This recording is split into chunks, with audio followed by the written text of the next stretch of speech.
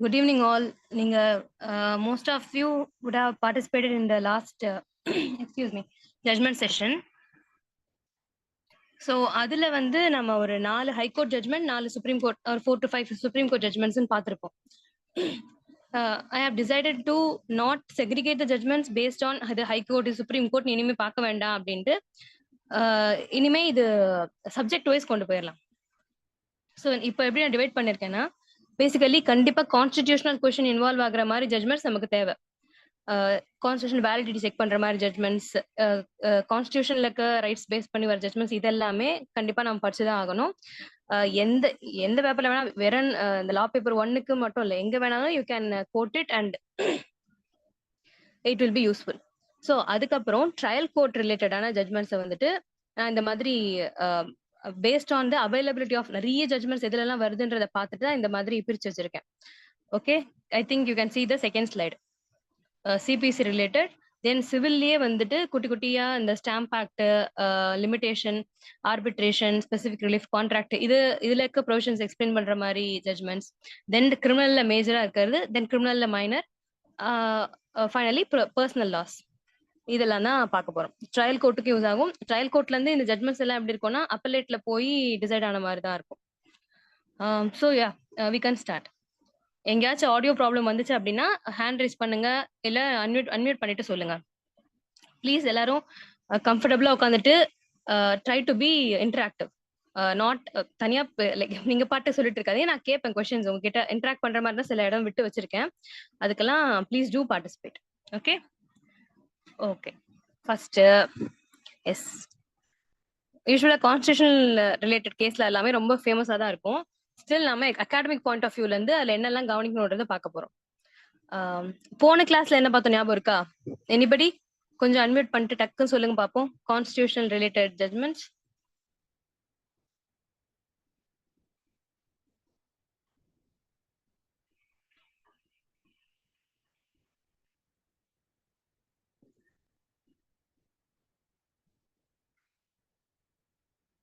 Anusha, Girija, I saw all your names in previous class too. எனவே உங்களுக்கு audio இது problem நினைக்கிறேன். மற்றபடி I hope you all remember what we study in the last class and test கூட எடுத்திருப்பீங்க. ஓகே, இப்போ ஆர்டிகல் 370 அப்ரோகேஷன். ஃபர்ஸ்ட் ஆர்டிகல் 370 அப்படின்றது என்ன சொல்லுதுன்னு பாப்போமா? 370 கான்ஸ்டிடியூஷன்ல டெம்பரரி டிரான்சிஷனல் ஸ்பெஷல் ப்ரொவிஷன்ஸ் அப்படின்னு ஒரு சாப்டர் இருக்கும் 21ல, பார்ட் 21 நினைக்கிறேன். அதுல so the topic itself is temporary transitional provisions. அதுல ஆர்டிகல் 370 states that not எல்லாமே சொல்ல, பட் சின்னதா ஒரு அப்ரிட்ஜ் வெர்ஷனா சொல்லணும்னா, பார்லிமெண்ட்டுக்கு வந்துட்டு லெஜிஸ்லேட் பண்ற பவர் எதுல எல்லாம் இருக்கு? யூனியன் லிஸ்ட்ல, கன்கரண்ட் லிஸ்ட்ல இருக்கு, ரைட்டா? ஆனா with respect to the state of Jammu and Kashmir, the power to legislate on union and concurrent list is limited.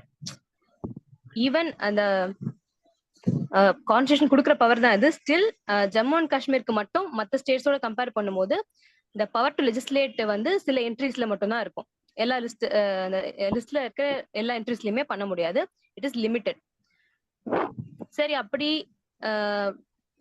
இது எதுக்காக அப்படின்னா, கன்சிடரிங் த ஸ்பெஷல் சர்க்கம்ஸ்டான்சஸ், எந்த சிச்சுவேஷன்ல ஜம்மு அண்ட் காஷ்மீர் இந்தியாவோட அனெக்ஸ் ஆச்சு அப்படின்ற இன்ஸ்ட்ருமெண்ட் ஆஃப் அக்சஷன்ல சொல்லிருக்க கண்டிஷன்ஸை வச்சு, then special conditions prevailing in the state of Jammu and Kashmir, இதெல்லாம் வச்சு இந்த மாதிரி ஒரு ப்ரொவிஷன் வச்சிருக்காங்க. It's a temporary provision in the constitution.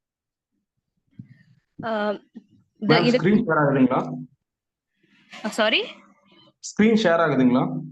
ஆகுது சார், விசிபிள். எஸ், கரெக்டா தான் ஆகுது. பாலா சருக்கு ஆகல. ஓகே,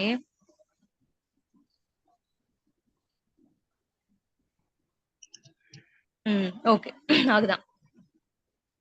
ஓகே ஓகே, கண்டினியூ பண்ணுங்க. ஆர்டிகல் இப்போ இந்த ஆர்டிகல் 370 என்ன பண்ணுது? It's a protection to that particular state. நான் சொன்ன மாதிரி அந்த ஹிஸ்டாரிக்கல் பெர்ஸ்பெக்டிவ்ல இருந்து பார்க்கும்போது ஒரு ப்ரொடெக்ஷன். இந்த ஆர்டிகல் ஏன் மாத்தணும் அப்படின்னு நினைக்கிறாங்க அப்படின்ற ஆர்குமெண்ட் என்ன வைக்கிறாங்கன்னா, because of this article it is not fully integrated with India.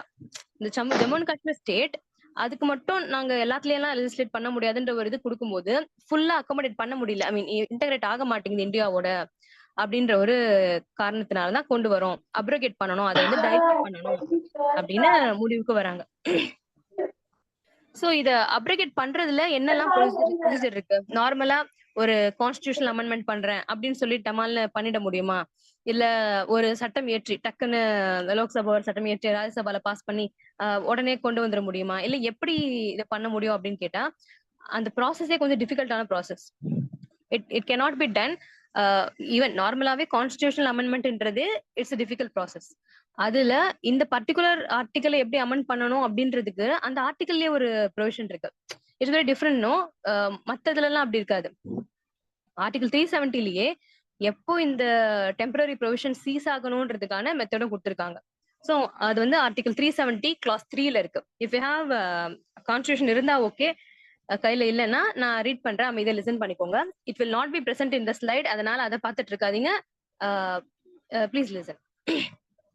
373 என்ன சொல்லுதுன்னா, notwithstanding anything in the foregoing provisions of this article, the president may by public notification declare that this article shall cease to be operative. Okay, இதுக்கப்புறம் keyword நிறைய வருது, but this is the keyword. அதாவது இதுக்கு முன்னாடி நாங்க நிறைய சொல்லியிருக்கோம் இந்த ஆர்டிகல்ல. இதெல்லாம் பொருட்படுத்தாமல் இந்த ஆர்டிகல் 370 முடிவுக்கு வரணும், இனிமே இதுக்கு எஃபெக்ட் இருக்கக்கூடாது அப்படின்னா யார் அதை பண்ண முடியும்னு கேட்டா பிரசிடென்ட் தான் பண்ண முடியும். ஒரு பப்ளிக் நோட்டிபிகேஷன் அவர் ரிலீஸ் பண்ணணும். அதன் மூலமா தான் இன்று முதல் இது செயலிழக்கிறது அப்படின்னு சொல்ல முடியும் அப்படின்றாங்க. அதுலயும் ஒரு ப்ரொவிசோ வைக்கிறாங்க. Provided that the recommendation of the Constituent Assembly of the state referred to in clause 2 shall be necessary before president issues the notification. So president அவரே தானா பண்ண முடியாது. ஜம்மு அண்ட் காஷ்மீர் ஸ்டேட்டோடைய கான்ஸ்டிடியூவன்ட் அசம்பிளி ரெக்கமெண்ட் பண்ணணும், இனிமே எங்களுக்கு ஸ்பெஷல் ஸ்டேட்டஸ் வேணாம்னு சொல்லி ஜம்மு அண்ட் காஷ்மீர் கான்ஸ்டிடியூவன்ட் அசம்பிளியே சொல்லி பிரசிடென்ட் கிட்ட ரெக்கமெண்ட் பண்ணி அவரு ஒரு நோட்டிபிகேஷன் இஷ்யூ பண்ணி அதுக்கப்புறம் தான் இது சீஸ் ஆகும்ன்றாங்க. ஓகே, நல்லா தானே இருக்கு ப்ரொசீஜர்னு பார்த்தா, இங்க என்ன ஒரு டெட்லாக், என்ன சொல்றது, ஒரு ஒரு தடை இருக்கு அப்படின்னு கேட்டா, கான்ஸ்டிடியூவன்ட் அசம்பிளின்றது என்ன? கான்ஸ்டிடியூஷன் உருவாக்குறதுக்கான போடப்பட்ட அசம்பிளி அது. ஜம்மு அண்ட் காஷ்மீருக்குன்னு தனியா ஒண்ணு போட்டாங்க அவங்க கான்ஸ்டிடியூஷன். என்னாச்சுப்பா? ஓகே, அது எனக்கான மெசேஜ் இல்லைன்னு நினைக்கிறேன். Anyway, constituent assembly for Jammu and Kashmir இப்ப எங்க இருக்கு? as soon as the constitution create பண்ண பிறகே அது டிசால்வ் ஆயிடுது, அதோட இது முடிஞ்சிருது. So constituent assembly of the Jammu and Kashmir இல்ல அப்படின்ற பட்சத்துல அவங்க ரெக்கமெண்ட் பண்ண முடியாது இல்லையா? வென் எக்ஸ்ன்ற ஒரு பர்சன் தான் ரெக்கமெண்ட் பண்ண முடியும்ன்றோம். when there is no x, nobody can recommend.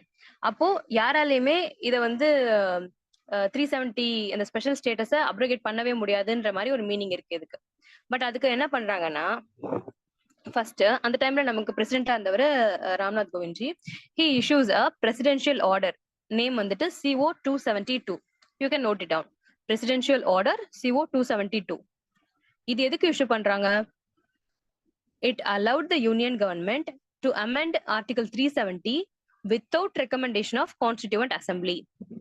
So constituent assembly இருந்தது ரெக்கமெண்ட் பண்ணாதான் முடியும், ஆனா கான்ஸ்டிடியூவன்ட் அசம்பிளி இல்லையே, அதனால எங்களால இது அமெண்டே பண்ண முடியாதுன்னு கேட்டா, அதன் ரெக்கமெண்டேஷன் இல்லாமலே பண்றதுக்கான ஒரு சட்டத்தை நான் உருவாக்குறேன். ஓகேவா? தே ஆர் ஃபர்ஸ்ட் எடுத்த உடனே அவங்க கான்ஸ்டிடியூஷன் அமெண்ட்மெண்ட் ஒன்று போல, பிகாஸ் டைரக்டா அந்த பவர் அவங்களால எக்ஸஸ் பண்ண முடியாது. So president is issuing proclamation like kind of இது ஒரு ஆர்டர் இஷ்யூ பண்றாரு. அந்த ஆர்டர்ல தான் இனிமே கான்ஸ்டிடியூவன்ட் அசம்பிளி ரெக்கமெண்டேஷன் வேண்டாம், யூனியன் கவர்மெண்ட் கேன் அமெண்ட் 370 சொல்லி ஒரு ஆர்டர் கொண்டு வராரு. இந்த சிச்சுவேஷன்ல Jammu and Kashmir is already in the under president's rule. President ரூல்ன்றது என்ன? அந்த ஸ்டேட்டோட கான்ஸ்டிடியூஷனல் மெஷினரி ஒழுங்கா வேலை பண்ணலன்னு சொல்லி பிரசிடென்ட் கண்ட்ரோல் கீழே வரும். So what is the impact of it? ஒரு ஸ்டேட் வந்து பிரசிடென்ட் ரூல்ல வருது, ஸ்டேட் எமர்ஜென்சில இருக்கு அப்படின்னா, அந்த ஸ்டேட்டோடைய legislative and executive organs work ஆகாது. கம்ப்ளீட்டா it will come under the purview of union government. அந்த ஸ்டேட் லெஜிஸ்லேச்சரோட பவர் எல்லாமே யூனியன் கவர்மெண்ட்டுக்கு போயிடும். ரைட்டா? இதுதானே இதோட எமர்ஜென்சியோட feature. the whole federal nation becomes unitary because of emergency. அதுவும் இப்போ ஸ்டேட் எமர்ஜென்சின்னு வரும்போது that particular state comes under directly under the control of union government and the parliament. Okay, இதனால என்ன ஆகுது? So it becomes more easy to legislate upon என்ன சொல்ற JNK related இது பண்றதுக்கு. ராஜ்யசபா என்ன பண்றாங்க? they are recommending for abrogation of 370. அதுல என்ன இருந்துச்சு? கான்ஸ்டிடியூண்ட் அசம்பிளி ரெக்கமெண்ட் பண்ணோம் அப்படின்னு இருந்துச்சு. இந்த பிரசிடென்ஷியல் ஆர்டர் போட்டு கான்ஸ்டிடியூண்ட் அசம்பிளின்ற பாடி தேவையில்லைன்னு கொண்டு வராங்க. அது கொண்டு வந்த உடனே இமீடியட்டாவே Rajya Sabha is recommending based on the constitutional order, sorry presidential order, Rajya Sabha is recommending for abrogation of 370. அப்படி கொண்டு வந்து அதுக்கு ஒரு ரெசல்யூஷன் பாஸ் பண்றாங்க. அந்த ரெசல்யூஷன் பாஸ் பண்ண உடனே the president one second, ஒரு நிமிஷம், just a minute.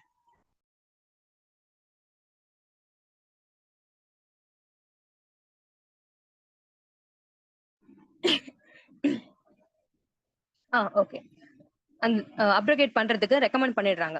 ரெக்கமெண்ட் பண்ண உடனேவே it is put into effect. எப்படி? இன்னொரு ப்ரொக்ளமேஷன் மூலமா CO 273 அப்படின்ற ஒரு ப்ரொக்ளமேஷனை பிரசிடென்ட் கொண்டு வந்து ராஜ்யசபா இப்படி ரெக்கமெண்ட் பண்ணிருக்கு, அப்ரோகேட் பண்ண சொன்னாங்கன்னு சொல்லி he is putting that recommendation into effect. Because of what? 370 shall cease to operate அப்படின்ற ஒரு விஷயம் வருது. 370 மொத்தமா போயிடுச்சான்னு கேட்டா இல்ல, ஒரே ஒரு கிளாஸ் மட்டும் அமெண்ட் பண்றாங்க, which is Constitution of India wholly applies to the state. Special status remove பண்றோம் அப்படின்னு சொல்லி கொண்டு வராங்க. Following that, they are passing Jammu and Kashmir Reorganization Act. அந்த ஆக்டோட இம்பாக்ட் நம்ம நல்ல மத்த ஆக்ட்ல எல்லாம் பார்த்துருப்போம். ஏன்னா புதுசா வாங்கின எல்லா பேராக்ட்லயுமே, ஐ மீன் 2019 அப்புறம் வாங்கின எல்லா பேராக்ட்லயுமே அந்த ஒரு இது இருக்கும், கிளாஸ் இருக்கும். ஏன்னா திஸ் ஆக்ட் அப்ளைஸ் டு அப்படின்ற அந்த அப்ளிகேஷன் பார்ட் வரும்போதே ஜம்மு அண்ட் காஷ்மீர் இதுவும் இன்க்ளூட் பண்ணணும்ன்றதுனால that I mean all the statutes underwent an amendment after 2019.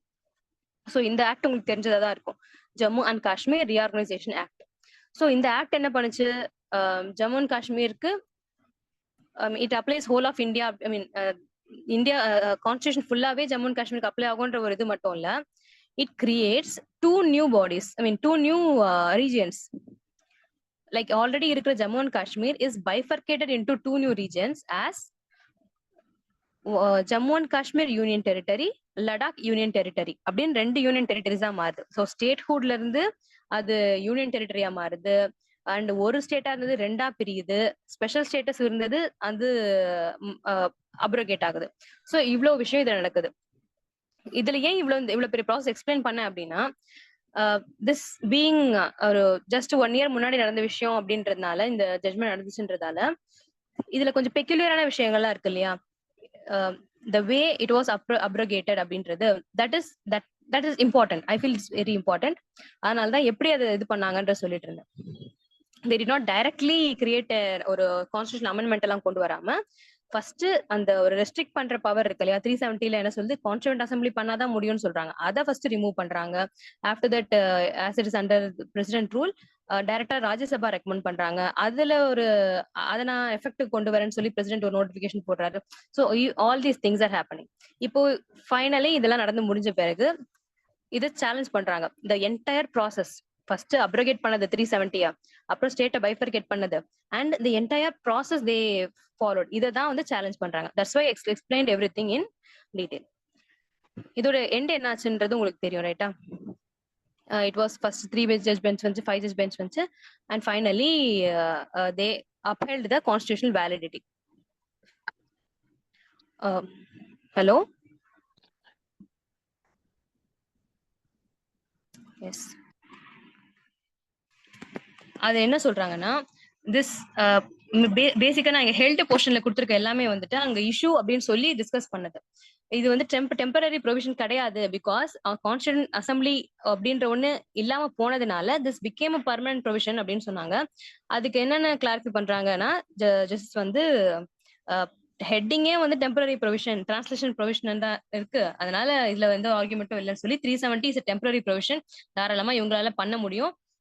in the absence of constituent assembly president ஒரு இது கிரியேட் பண்ணி பண்ணதும் they are upheld except ஒண்ணே 367 அமெண்ட் பண்றதுக்கு ஒரு presidential order போட்டாங்க. அது மட்டும் constitutionally invalid சொன்னாங்க. பட் அதனால அந்த 370 okay I think I had missed a call. Fine. So 370 புரிஞ்சிருக்கும்னு நினைக்கிறேன்.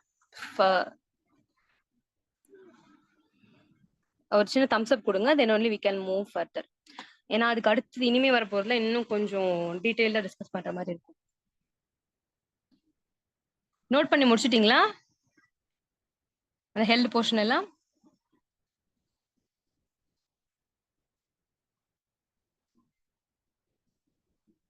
Okay, thank you Nataraj, thank you for responding. Secondly, common cause versus Union of India. Okay, euthanasia அப்படின்ற விஷயம் வந்துட்டு நம்ம காலேஜ் டைம்ல இருந்தே படிச்சிருந்திருப்போம். இந்த right to die, Aruna Shanbaug case இதெல்லாமே ஆல்ரெடி படிச்சிருந்திருப்போம். ஸ்டில் இன்னைக்கு இந்த ஜட்மெண்ட் படிக்கிறதால நம்ம சின்னதா ஒரு பிளாஷ்பேக் போயிட்டு வர வேண்டியதா இருக்கு. பார்ப்போம். அது போயிட்டு வந்துட்டு இப்ப ஏன் அந்த 23 ஜட்மெண்ட்ல ஒரு ரீசன்ட் ஜட்மெண்டா அது ஒரு விஷயமா வருதுன்றதையும் பார்க்கலாம். சரியா? ஃபர்ஸ்ட் இந்த கொஸ்டின் எங்க ஆரம்பிக்குது? ரைட் டு டை அப்படின்ற ஒரு கொஸ்டின், ஈத்துனேஷியான்ற ஒரு கொஸ்டின், அதுக்கப்புறம் இப்போ ரீசெண்டா வந்திருக்க டேர்ம் லிவிங் வில் அப்படின்ற டேர்ம், இதெல்லாம் ஏன் இன்டர் கனெக்ட் ஆகுதுன்றதை இப்ப பார்க்க போறோம். பேசிக்கலி யாராச்சும் ஒருத்தர் சொல்ல முடியுமா what is a living will?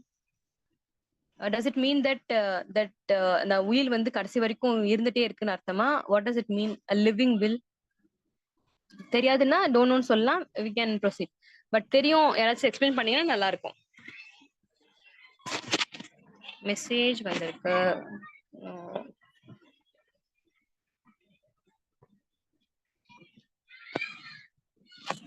Okay, அந்த கான்செப்ட் ஆஃப் லிவிங் வில் என்னன்றது தான் நம்ம இப்போ கடைசியா அந்த 4வது ஒரு கேஸ் இருக்குல்ல, அண்டர்ஸ்டாண்டிங் தி எவல்யூஷன்ல, அதுல பார்க்க போறோம்.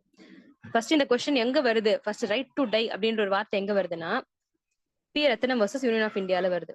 நீங்க லா காலேஜ் படிக்கிற டைம்ல ஐபிசி தான் நம்ம ஃபர்ஸ்ட் இயர்ல படிப்போம். படிக்கும்போது இந்த அட்டெம்ப்ட் டு சூசைட வந்து ஒரு அஃபென்ஸ் சொல்லியிருப்பாங்க, 309 IPC. For how many of you இது கொஞ்சம் வித்தியாசமா இருந்திருக்கு, ஆக்வர்டா இருந்திருக்கு? லைக் ஒருத்த வந்து வாழ பிடிக்கலன்னா சூசைட் அட்டம் பண்றான். I am not supporting suicide, but அந்த பர்சன் நீ அட்டம் பண்ணி like he is attempting suicide, அதனால பயன் விளையலன்றதால தான் அவன் பொழைச்சு வரான். பொழைச்சு வந்தாலும் நீ ஏன் அட்டம் பண்ணு பனிஷ்மெண்ட் கொடுத்தா இதுவே ஒரு ஐரனியா இல்லையா? அதுக்கு அவன் என்ன நான் செத்தே போயிருக்கலாம் நினைக்க மாட்டானான்ற ஒரு கேள்வி எனக்கு இருந்திருக்கு. But in no way I am supporting the concept of suicide. இந்த கொஸ்டின் நமக்கு வரும் தானே 309 ஐபிசி நம்ம படிக்கும்போது காலேஜ்ல அது வந்துச்சு. ஸோ அந்த அப்பவே எனக்கு கிளாஸ்ல கிடைச்ச ஆன்சர் தான் இந்த கேஸ்ல அதான் அன்கான்ஸ்டியூஷனல் சொல்லிட்டாங்களே அப்படின்றது. ஸோ இதுல என்ன ஒரு அனாலஜி கொடுத்துருப்பாங்கன்னா, freedom to speech, right to express, right to ஸ்பீச்னு ஒண்ணு இருக்குல்ல. அப்போ நான் பேச மாட்டேன், நான் சைலண்டா இருக்கேன், ரைட் டு சைலன்ஸும் அதுல இருக்குன்னு சொல்றாங்க. தட் இஸ் ரைட் டு ஸ்பீச்ன்றது சத்தமா என்ன வேணா பேசலான்றது மட்டும் இல்ல, நான் பேச மாட்டேன், நான் பேச விரும்பலன்றதும், நான் எக்ஸ்பிரஸ் பண்ணிக்க விரும்பல, நான் அமைதியா இருக்கேன் அப்படின்னு சொல்றதும் தான் அப்படின்றதுதான் அப்படின்ற ஒரு கான்செப்ட் இருக்கு. ரைட்டா? Right to speech includes the right to remain silent. அப்போ இதையே இங்க அப்ளை ஆகக்கூடாதுன்னு கேக்குறாங்க இந்த கேஸ்ல. என்னது? Right to live, right to life அப்படின்னு ஆர்டிகல் 21ல வருது.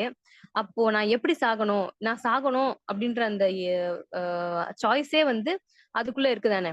வாழ்வதற்கு உரிமை அப்படின்னா அந்த வாழ்க்கையை எப்ப நான் முடிச்சுக்கணும்ன்றது எனக்கு தெரியும் தானே கேக்குறாங்க. சோ இந்த அனாலஜியில வச்சுதான் அவங்க வந்துட்டு telling that is similar to எப்படி ரைட் டு சைலன்ஸ் மாதிரி தான் ரைட் டு டைன்றதுன்ற மாதிரி சொல்லியிருப்பாங்க. இதனால ஒரு என்ன பிரச்சனை ஆகுதுன்னா, கியான்கோர் கேஸ் வருது. கியான்கோர் கேஸ்ல 2 persons are convicted for abetment of attempt to suicide, abetment of suicide. ஒரு பர்சன் சூசைட் அட்டெம்ப்ட் பண்றத வந்து அவன் ரைட் எக்ஸசைஸ் பண்றதுன்னு தானே கோர்ட் சொல்லிச்சு. லைக் அவன் ரைட் டு லைஃப் தானே எக்ஸசைஸ் பண்றான் அப்படின்னு முன்னாடி கேஸ்ல சொன்னீங்களே ரத்னம் கேஸ்ல. அப்போ அபட்மெண்ட் ஆஃப் சூசைட்ன்றது அவன் ரைட் எக்ஸசைஸ் பண்றதுக்கு நாங்க ஹெல்ப் பண்ணணும் தானே நீங்க எடுத்துக்கணும், அதுக்கு தான் நாங்க உடனே இருந்தோம் அப்படின்ற மாதிரி ஒரு ஆர்குமெண்ட் வைப்பாங்க. அப்போதான் அலர்ட் ஆகுறாங்க, அச்சோ நம்ம இவ்வளவு ப்ராடா இன்டர்பிரேட் பண்ணி பிரச்சனை ஆயிடுச்சுன்னு சொல்லிட்டு பி ரத்னம் கேஸ ஓவர் ரூல் பண்றாங்க. அதெல்லாம் கிடையாது, ரைட் டு லைஃப்ல ரைட் டு டை எல்லாம் ஒன்றும் கிடையாது. இதுவும் அதாவது right to speech, right to remain silence மாதிரி எல்லாம் இதை கம்பேர் பண்ண முடியாது. Because silence is a form of expression. ரைட்டா? ஒரு விஷயத்துல அமைதியா இருக்கும். நான் ஒரு கேள்வி கேட்கிறேன், அமைதியா இருக்கீங்கன்னா என்ன அர்த்தம்? ஒண்ணு தெரியலன்னு அர்த்தம், இல்ல பேச முடியல நானே கெஸ் பண்ணிக்கிறேன்ல. So even silence is a form of communication. But right, I mean dying is not in no way it's equal to life. அதனால ரெண்டும் இது கிடையாது, இதோடைய இம்ப்ளிகேஷன்ஸ் வேற மாதிரி போகுதுன்னு சொல்லிட்டு ரத்னம் கேஸ ஓவர் ரூல் பண்றாங்க கியான் கவுர்ல. Next the famous Aruna Ramachandra Shanbaug case. இதுலதான் பாசிவ் ஈத்துனேஷியா அப்படின்ற விஷயம். ஃபர்ஸ்ட் ஆஃப் ஆல் ஈத்துனேஷியான்ற டாபிக் டிஸ்கஷனுக்கு வர்றதே இங்கதான். இந்த கேஸ் ஃபேக்ட்ஸ் அஃப்கோர்ஸ் நம்ம நிறைய பேருக்கு தெரிஞ்சிருக்கோம், அதனால இதுக்கு ரொம்ப டீடைல்டா போக வேண்டாம். என்ன பண்ணாங்க அப்படின்னா, இதுக்கு முன்னாடி வரைக்கும் ஈத்துனேஷியாக்குன்னு சட்டம் எதுவும் இல்ல, ஈவன் ஜட்ஜ்மேட் லாஸ்மே எதுவும் இல்ல. இந்த கேஸ்ல தான் ஃபர்ஸ்ட் ஆஃப் ஆல் இதை லீகலைஸ் பண்றாங்க. தட் இஸ் அதுக்குன்னு கைட்லைன்ஸ் கொடுக்குறாங்க, எப்படி எல்லாம் பண்ணணும் பாசிவ் ஈத்துனேஷியா அப்படின்னு சொல்லி. தேர் ஆர் 2 டைப்ஸ் ரைட்டா, பாசிவ் அண்ட் ஆக்டிவ் அப்படின்னு வரும். ஈத்துனேஷியா அதுக்கு தமிழ்ல கருணை கொலை அப்படின்வாங்க. ஒருத்தங்க ரொம்ப டெர்மினலி இல்லா இருக்காங்க. டெர்மினலி இல்ல அப்படின்னா அந்த டிசீஸ்ல இருந்து பிழைக்க வாய்ப்பே இல்லை அப்படின்ற பட்சத்துல அவங்களுக்கு கொடுக்குற ட்ரீட்மெண்ட் எல்லாமே வந்து வேஸ்டா தான் போகும். ஸோ அந்த சப்போர்ட்டை மட்டும் ஸ்டாப் பண்ணாலே, அந்த அந்த உயிரை தாக்கு பிடிக்கிறதுக்கான சப்போர்ட்டை ஸ்டாப் பண்ணாலே தட் பர்சன் வில் டை. அந்த மாதிரி லைஃப் சப்போர்ட்டை மட்டும் ஸ்டாப் பண்றது passive euthanasia. That is you are not forcing someone to die, you are not making someone to die, you are just stopping the needs which makes that person alive. Already almost death நெருங்கினவங்க உயிரோட இருக்கிறதுக்கு ஒரே காரணமா இருக்கிறது ஒரு particular equipment or support. You are slowly gradually stopping that அப்படின்றது தான் passive euthanasia. Active euthanasia is lethal injection போட்டு அவங்கள இது பண்றது. ஒருத்தர் ரொம்ப வலியில கஷ்டப்பட்டுட்டு இருக்கான், அதனால அவனுக்கு வலியை துடிக்கிறத விட இவனுக்கு மருந்து கொடுத்து சாவடிச்சலான்றது ஆக்டிவ் ஈத்துனேஷியா. இட் வில் அது சப்போர்ட்டே பண்ண மாட்டாங்க கண்ட்ரில. பிகாஸ் அது ஈஸியா எல்லாருமே தப்பா யூஸ் பண்ணிடக்கூடிய விஷயம் ரைட்டா. கொலை பண்ணிட்டு நான் கருணை கொலை பண்ணனு கூட சொல்லிக்கோங்க அவங்க. அதனால அதை வந்து கன்சிடரே பண்ணல. பாசிவ் ஈத்துனேஷியாவுக்கு மட்டும் எக்கச்சக்க ரிஜிடான பயங்கரமான கைட்லைன்ஸ் எல்லாம் போட்டு தே லீகலைஸ்ட் இட். இது சொல்லும் போது நான் ஒன்னு கேட்கணும்னு நினைச்சேன். இப்போ கண்டிப்பா நீங்க அன்மியூட் பண்ணிட்டு சொல்லிதான் ஆகணும். தட் இஸ் ஒரு சட்டம் நமக்கு இல்ல அப்படின்ற சிச்சுவேஷன்ல, பட் அந்த ஒரு இஷ்யூல வந்து நம்ம ஜுடிஷியரிக்கு பண்றதுக்கு ஒர்க் இருக்கு. இந்த ஒரு சட்டம் இல்லையேன்றதுக்காகவே ஜுடிஷியரி வந்து என்னால முடியாதுன்னு கைகளை முடக்கி வச்சுக்க முடியாது, சட்டம் வர்ற வரைக்கும் இதை நீங்க யூஸ் பண்ணிக்கோங்க அப்படின்னு சொல்லி இதுல கொண்டு வராங்க சில கைட்லைன்ஸ். அது வந்து என்னன்னு சொல்றாங்கன்னா, பேரண்ட்ஸ் பேட்ரியே டாக்டரின் நாங்க கொண்டு வரோம். அதாவது judiciary that is the state என்ற மீனிங். அது ஸ்டேட் பிகம்ஸ் த கார்டியன். எல்லாருக்குமே இந்த ஹோல் சிட்டிசனுக்கே ஸ்டேட் தான் கார்டியன், ஸ்டேட் தான் ப்ரொடெக்டர் அப்படின்னு ஒரு பேரண்ட் என்ற நிலைமையில இருக்கும்போது இந்த இடத்துல ஜுடிஷியரியுமே தன்னை அந்த இடத்துல எடுத்துக்கிறாங்க, பேரண்ட் என்ற நிலைமையில எடுத்துக்கிட்டு இந்த மாதிரி ஒரு சீரியஸான விஷயத்துல நீங்க லா பாஸ் பண்ணுங்கன்றாங்க. வெயிட் பண்ண முடியாது, நாங்க கைட்லைன்ஸ் கொடுக்குறோம், இந்த மீன் டைம் நீங்க அதை பேஸ் பண்ணி சட்டம் ஏற்றுங்க அப்படின்னு சொல்றாங்க. So you would have come across some more cases wherein ஒரு பர்டிகுலர் விஷயம் சட்டத்துல இல்ல, ஸ்டில் நாங்க அது லாவா லே டவுன் பண்றோம், அதை பேஸ் பண்ணி நீங்க அமெண்ட்மெண்ட்டோ இல்ல சட்டமோ கொண்டு வாங்க அப்படின்னு சொல்லி கொண்டு வந்திருப்பாங்க. Can you state 1 or 2 examples like that? Vishaka case. Yes, very nice. Who said that? Anusha. Hi Anusha. Yes, Vishaka guidelines. அது கொண்டு வந்தாங்க. அது கொண்டு வந்த பிறகுதான் நமக்கு அந்த பாஷ் ஆக்ட் வந்துச்சு, prevention of sexual harassment at work place. Correct. இன்னமும் இருக்கு. இப்போ இந்த ஈத்துனேஷம் அப்படிதான். Okay, they gave guidelines in the absence of a legislation. அந்த கைட்லைன்ஸ்ல பார்த்தா there are so many like rigid things. Of course rigid தான் இருந்தாகணும், இல்லைன்னா இது தப்பா மிஸ்யூஸ் பண்ணப்படும். பேசிக்கலி ஹைகோர்ட்டோட கன்சென்ட் வேணும் அப்படின்வாங்க பாசிவ் ஈத்துனேஷியா பண்றதுக்கு. ஓகே, ஸோ இதெல்லாம் போயிட்டு இருக்கு. அருணா ஷன்பா கேஸ் போயிட்டு இருக்கு. இதுல என்ன ஆகுது, இப்பதான் ஃபர்ஸ்ட் டைம் ஒரு அவேர்னஸ் வருது. Right to die with dignity அப்படின்ற ஒரு விஷயத்தை ரெகக்னைஸ் பண்றாங்க.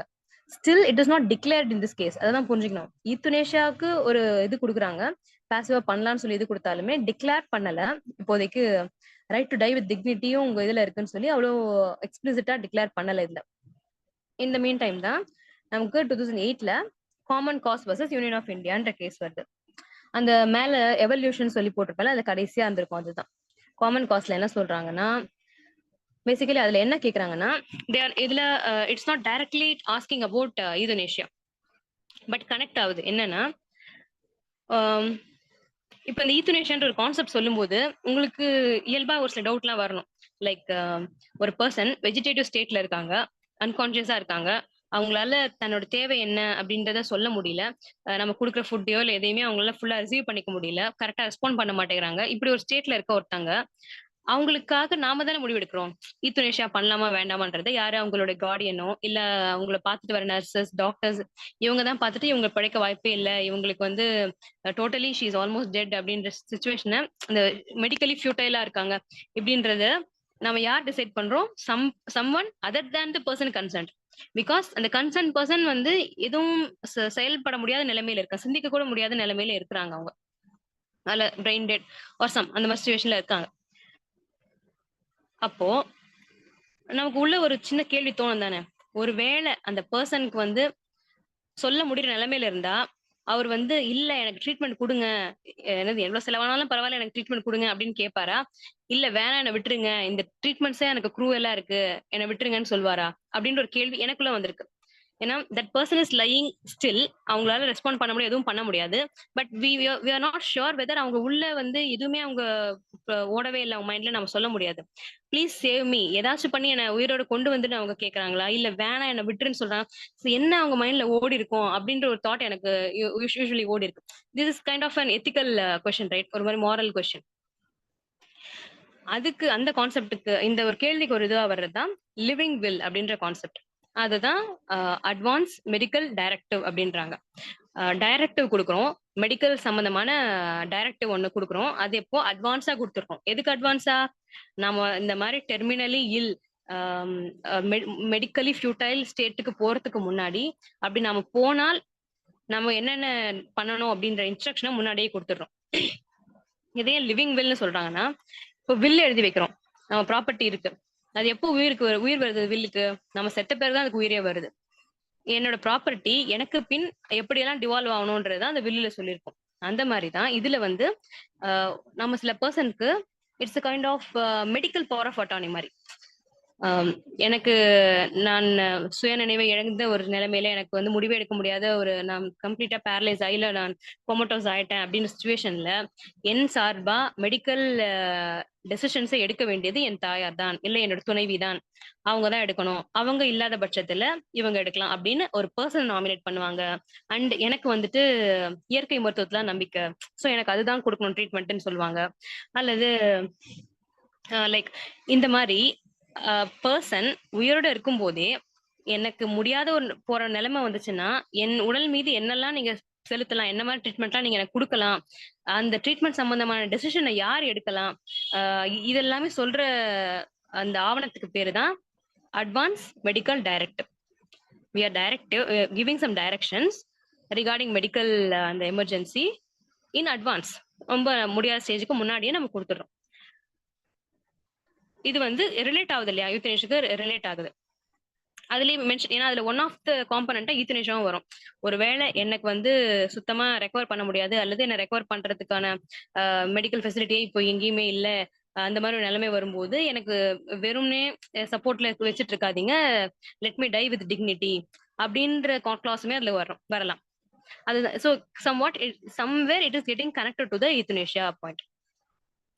இந்த அட்வான்ஸ் மெடிக்கல் டைரக்டிவ் பத்தி வந்த கேஸ் தான் common cause versus union of India. ஓகேவா? கனெக்ட் ஆயிடுச்சா இல்ல கேஸும்?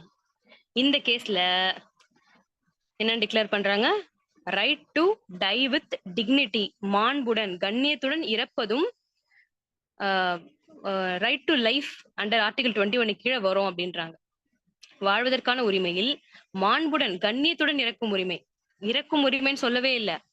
என்னோட இறப்பு கண்ணியமானதா இருக்கணும். நான் அப்படியே ரொம்ப டிபெண்ட் ஆகி என்னை வந்து எல்லாரும் ரொம்ப மோசமான ஒரு நிலைமையில என்ன அடையாளமே பார்க்க முடியாத அளவுக்கு நான் மோசமாகி சாகிறது எனக்கு பிடிக்கல. ஸோ நான் கொஞ்சம் டிக்னிஃபைடா இருக்கும் போதே என்னோட இதை முடிச்சுக்கிறேன். இதுதான் this is. So die with dignity, this is keyword. Right to die was not recognised, அதை புரிஞ்சுக்கோங்க. But under article 21 in this common cause case, right to die with dignity is recognised. ஓகேவா? இதுல they have given some guidelines. Those guidelines are very like they are also very rigid. For example, இதுல எழுதிருக்கேன்னு தெரியல, எழுதல, நான் உங்ககிட்ட அப்படியே சொல்றேன். AMD document இருக்குல்ல, அட்வான்ஸ் மெடிக்கல் டைரக்டிவ், அது எதுக்கெல்லாம் பண்ணுவாங்கலாம் சொல்லிட்டேன் நான்.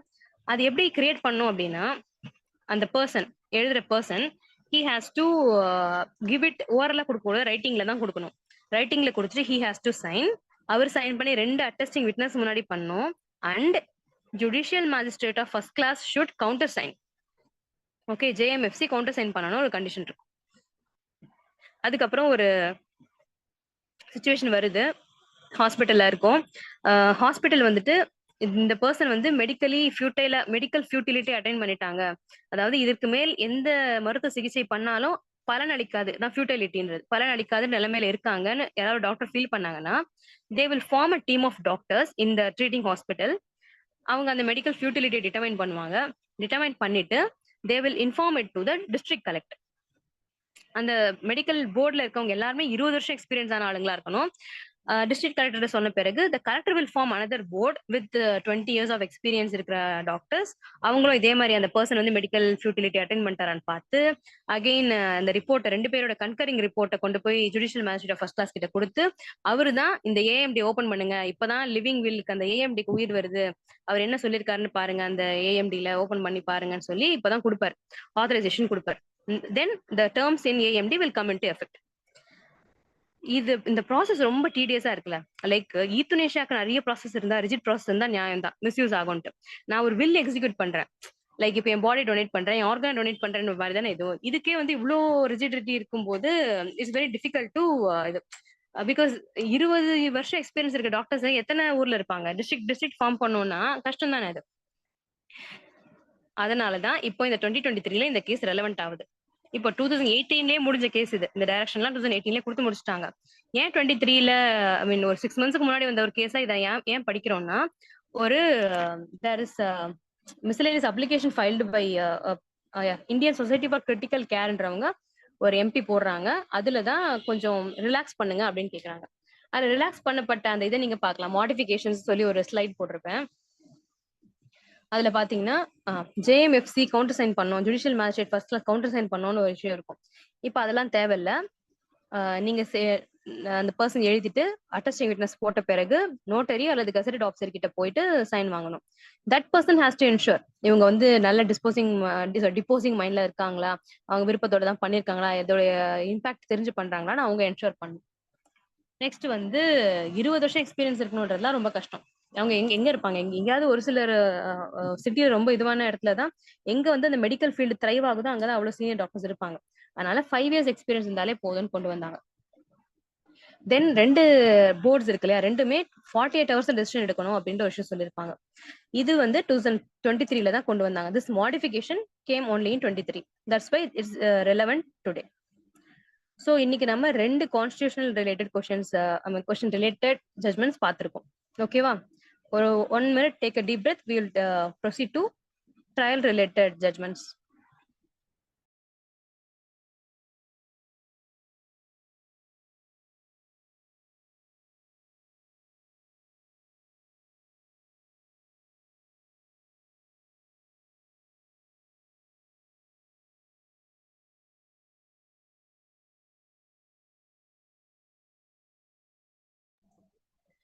எவ்வளவு பேர் பிராக்டிஸ் பண்றீங்க? ஜஸ்ட் ஹேண்ட் ரைஸ் மட்டும் பண்ணுங்க. ஹேண்ட் ரைஸ் ஒரு ஆப்ஷன் இருக்கு தெரியும்ல, இங்க ரியாக்ஷன்ஸ் இருக்கா, அதை கிளிக் பண்ண ஹேண்ட் ரைஸ் வரும்.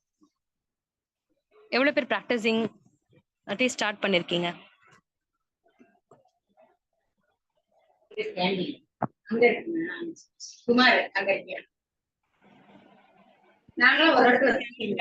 ஓகே, இவ்வளவு பேர் பண்ணிருக்கீங்க, சூப்பர். சிவில் சைட் பிராக்டிஸ் பண்றவங்களுக்கு இந்த ஒரு கொஸ்டின் இருக்கும். ஒன்னு அது கொஸ்டினா இருக்கும், இல்ல அதுவே ஒரு எக்ஸைட்மெண்டா இருக்கும். ஏன் இது இத்தனை வருஷம் போகுது இந்த கேஸ் அப்படின்னு சொல்லி. ஏன்னா எங்க ஆபீஸ்ல சேரும் போது கேஸ் உடைய நம்பர் பாக்குறேன், 2000 இருக்கு. சிவில் சூட் 190 ஆஃப் 2000 அப்படின்னு இருக்கு. ஹைகோர்ட்ல இருந்த கேஸ் அதுக்கப்புறம் டிரான்ஸ்ஃபர்லாம் ஆச்சு. ஓகே, 2000 அப்போது வந்து அந்த கேஸ் பெண்டிங்ல இருக்கா அப்படின்ற ஒரு தாட் வரதானே செய்யுது. இந்த மாதிரி இந்த கேஸ்ல என்ன ஆகுதுன்னா, 41 வருஷம் ஒரு கேஸ் பெண்டிங்ல இருக்கு. இப்போவும் அது வந்து ஏதோ ஒரு அது முடிகிற கட்டத்தை நெருங்கல, லீகல் ஹேர் இம்ப்ளீட் பண்ற ஸ்டேஜ்லயே இருக்கு. அந்த ஒரு சிச்சுவேஷன்ல தான் சுப்ரீம் கோர்ட் இந்த ஜட்மெண்ட்டை கொடுக்குறாங்க. அதுதான் நம்ம நெக்ஸ்ட் பார்க்க போற judgment. Yashpal Jain versus slide open ஆகுதா?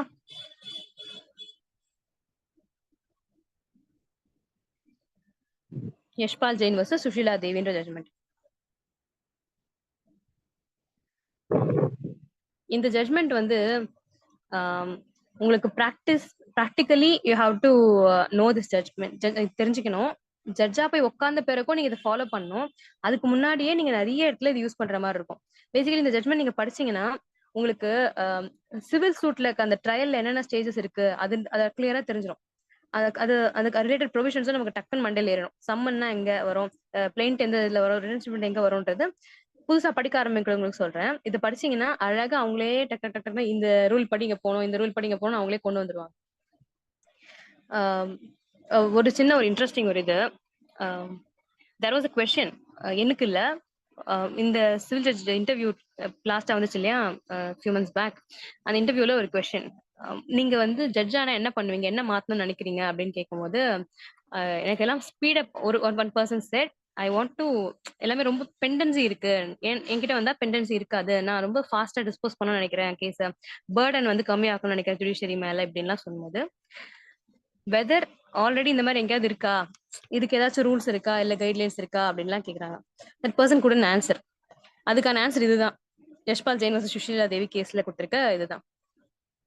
ஏன்னா நமக்கு ப்ராக்டிஸ்ல பண்ணும்போது அதான் தோணும், நான் மட்டும் வந்தேன்னா எல்லாத்தையும் எப்படி ஃபாஸ்டா முடிக்கிறேன் பாரு அப்படின்னு தோணும். அப்படி முடிக்கிறதுக்கு கைட்லைன்ஸ் இருக்கு அப்படின்றதுதான் இந்த. That's why this case is very close to me because it has got so much relevance.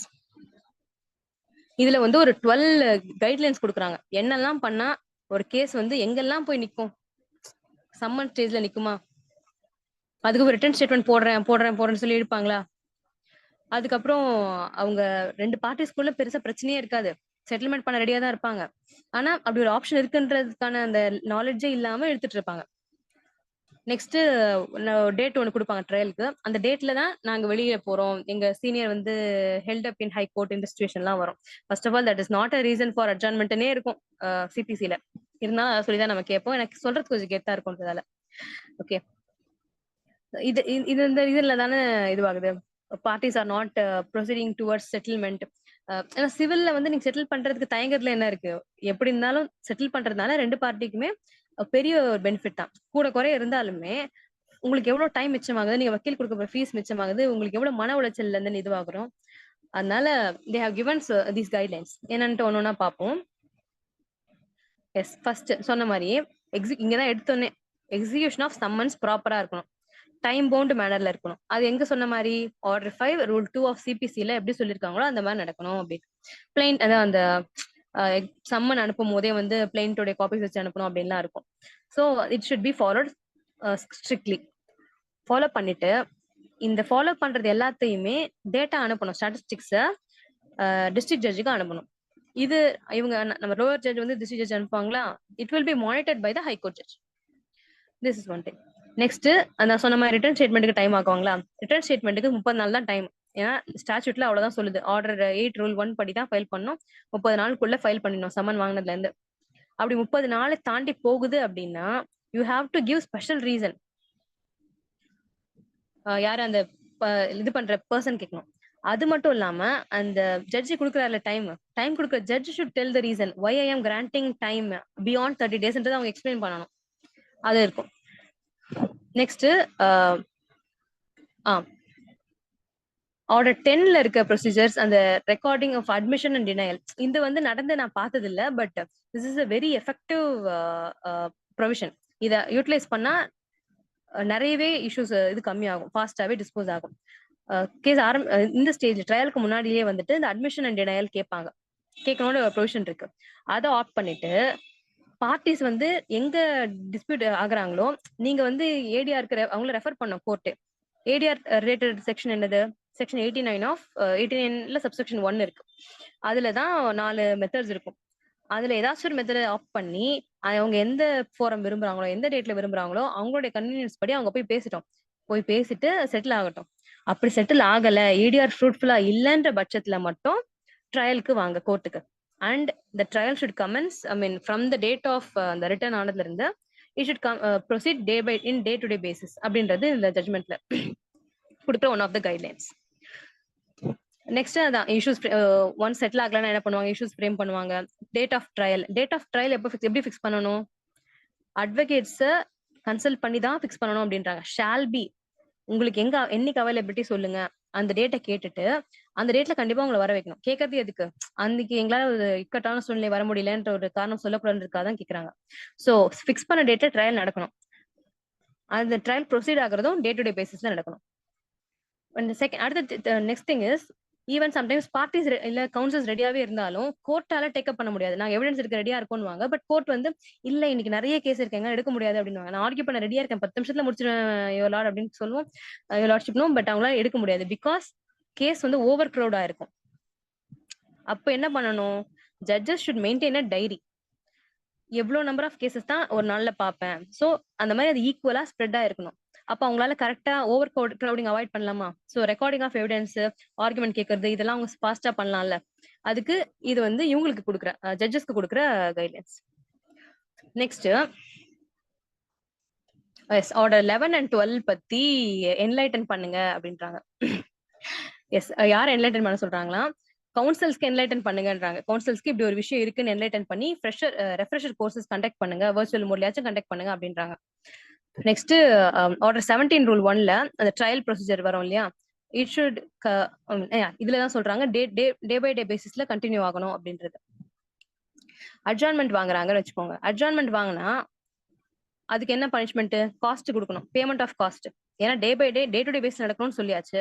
அதுக்கப்புறம் ஒரு அட்ஜார்ன்மெண்ட் கேட்கறாங்க அப்படின்னா என்ன பண்ணும்?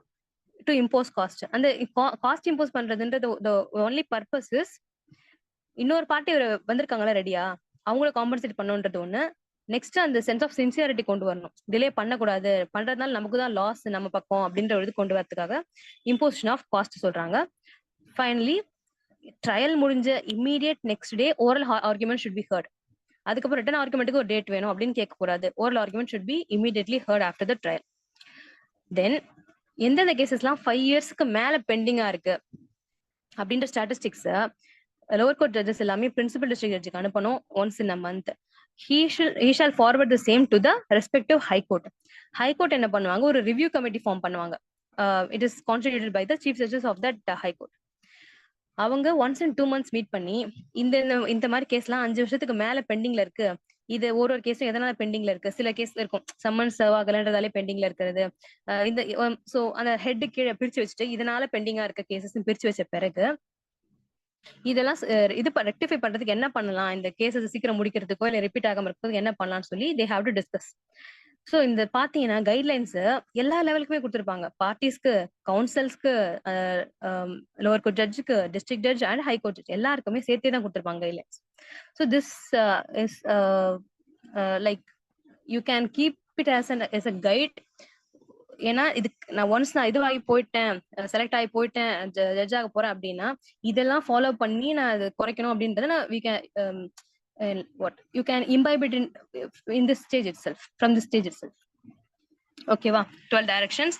அதை நான் ரொம்ப சுருக்கி இதுக்கு அதாச்சும் ரொம்ப பெருசா இருக்கும், அதுல ரொம்ப கீவேர்டை மட்டும் நான் சுருக்கி கொடுத்துருப்பேன் உங்களுக்கு.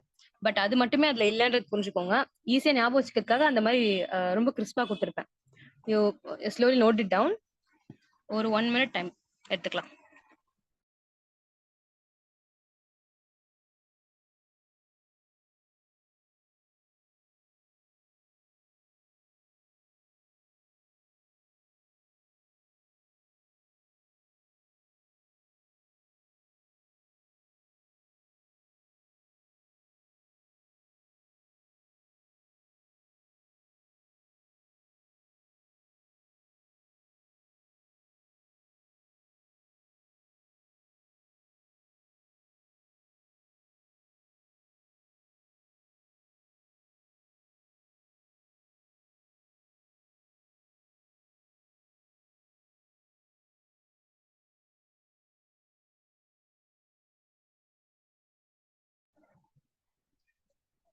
ஆமா, யாருக்குமே டவுட் வரலையா இதுல சொல்லும் போது?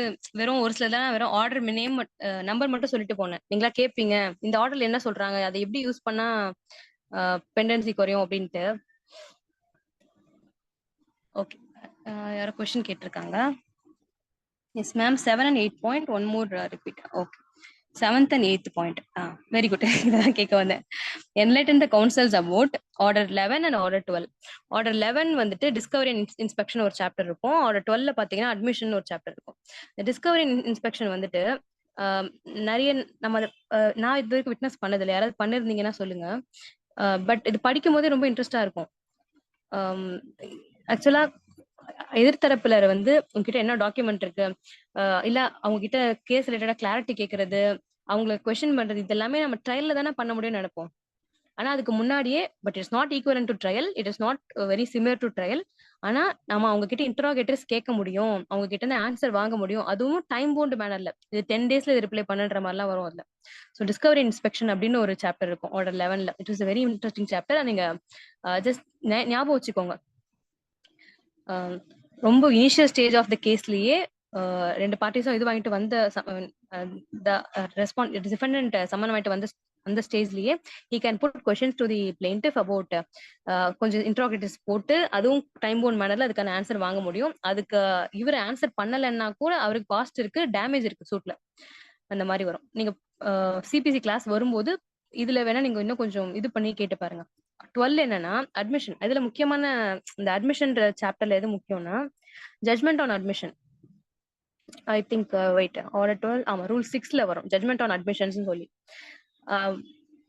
எனக்கு படிக்கும்போது ரொம்ப வித்தியாசமா இருந்துச்சு. என்னடா எடுத்தோன்னு இந்த ஸ்டேஜ்லயே எதிர்த்திருப்பு வராங்க defendant, he is admitting to the, அவன் சொல்ற லைபிலிட்டி அட்மிட் பண்றான் அப்படின்னா judgement can be passed at once. So இந்த ப்ரொவிஷன் இப்படி ஒண்ணு இருக்குன்னு தெரிஞ்சா அவங்க ஏன் டிலே பண்ண போறான்? நிறைய கேஸ்ல இந்த மாதிரியும் இருக்கும். அவன் அதர் சைடு வந்து எல்லாரும் இழுத்துட்டே இருக்கணும்னு நினைக்க மாட்டான். ஆமா ஒத்துக்கிறேன், முடிச்சிடலாம், என்னைக்காவது லோக்கல் அதாலத்துல ரெஃபர் பண்ணா நான் முடிச்சிடறேன்ற மாதிரிலாம் கூட இருப்பாங்க. பட் இப்படி ஒரு ப்ரொவிஷன் இருக்கு அப்படின்னு அவங்களை என்லைட்டன் பண்ணும்ல, பார்ட்டிஸையும் கவுன்சில்ஸையும். அது பண்ணாதானே அது பண்ண முடியும். அதுக்காக தான் அந்த செக்ஷன் சொல்றாங்க. நீங்க அது எஸ் அந்த 7th பாயிண்ட் நினைக்கிறேன். 7th பாயிண்ட்ல ஃபர்ஸ்ட் இப்படி ஒண்ணு இருக்கு என்லைட்டன் பண்ணுங்க அவங்கள, அது யாரும் ரெகுலரா யூஸ் பண்றது இல்ல ட்ரையல் கோர்ட்ல அப்படின்ற. நெக்ஸ்ட் என்ன கேட்டீங்க? ஓகே ஆர்டர் ஆர்டர் 17 அதுதான் சொல்லியிருந்தானே, அட்ஜார்ன்மெண்ட்.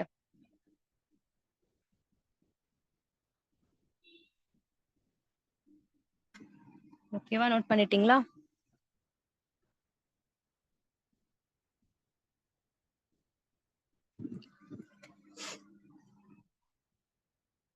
நான் ஆக்சுவலா இப்ப சொல்லும் போது அட்ஜார்ன்மெண்ட் தான் ஆர்டர் 17 சொல்லாம விட்டுருப்பேன்னு நினைக்கிறேன். அதனால தான் நீங்க கேக்குறீங்க.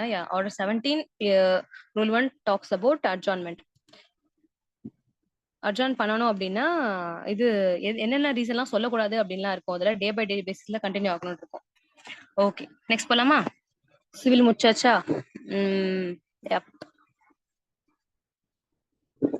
நெக்ஸ்ட் சிவில்லயே கொஞ்சம் மைனர் ஆக்ட்ஸ் ரிலேட்டடா ஒன்று பார்க்க போறோம்.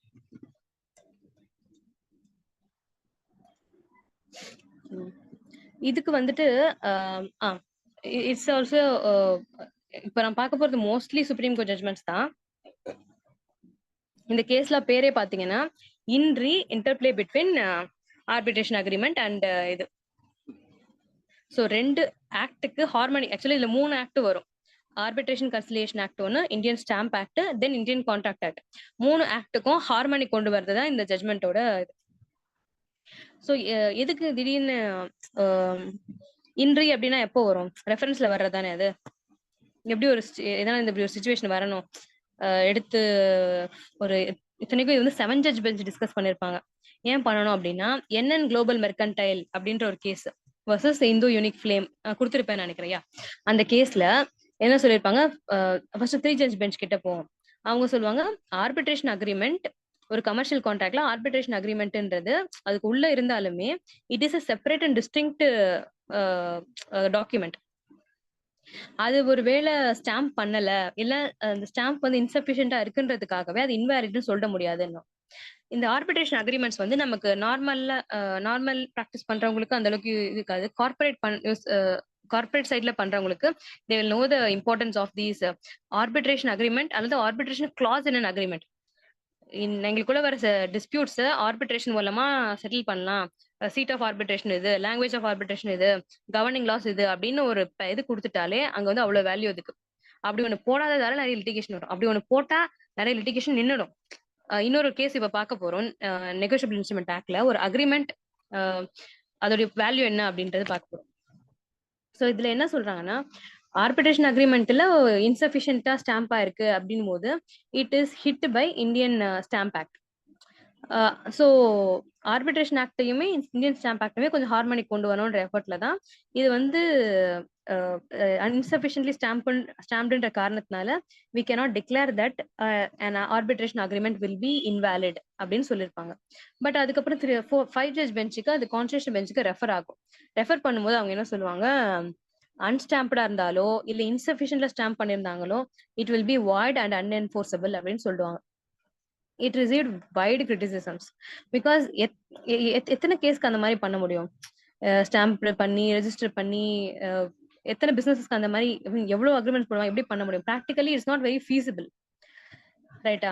அதனால இந்த மாதிரி ஒரு எரர் வருதுன்றதுனால ஒரு 2 பார்ட்டிஸ் வந்து ஆர்பிட்ரேஷனுக்கு ரெஃபர் பண்ணுங்கன்னு கேக்குறாங்கன்னா என்ன அர்த்தம்? They are willing to settle dispute without அந்த கோர்ட்ஸை டிஸ்டர்ப் பண்ணாம பண்ணணும்னு தான் நினைக்கிறாங்க.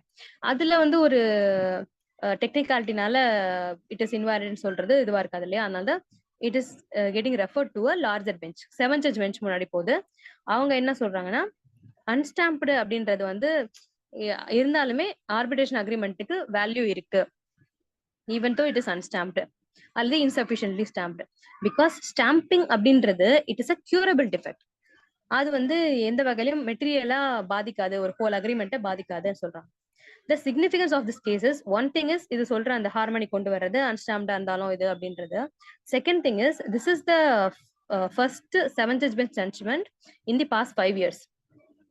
நான் இது வந்து சுப்ரீம் கோர்ட் அப்சர்வர்ல இந்த ஃபேக்ட் சொல்லியிருந்தாங்க, இது ஒரு ட்ரிவியா மாதிரி சொல்லியிருந்தாங்க. So I tend check the veracity of அப்படியா 7th judge bench வேற வரலையா 5 வருஷத்துலன்றத நான் பார்க்கல. Since it is published in supreme court observer, trivia மாதிரி அவங்களே டிக்ளேர் பண்ணதால I am giving it to. So இது உங்களுக்கு 1 மார்க்குக்கும் யூஸ் ஆகும். ஓகே, எந்த கேஸ்னால வந்துச்சுன்னு கேட்டா அந்த என்என் குளோபல்ன்ற கேஸ்னால வந்துச்சு. பட் அந்த என்என் குளோபல் கேஸோட ஜட்மெண்ட் கிடையாது இது. அதுல கொடுத்த ஜட்மெண்ட்டுக்கு வைடு கிரிட்டிசிசம் வந்ததுனால it is referred to larger bench. அவங்க வந்து அவங்களா எடுத்து பண்றது தான், அதனால இன் ரீன் வரும், வேர்சஸ் வராது. ஓகே, அடுத்தது trial court judgement based on CrPC. இதுல ஒரு 1 or 2, 3 இருக்கும்னு நினைக்கிறேன்.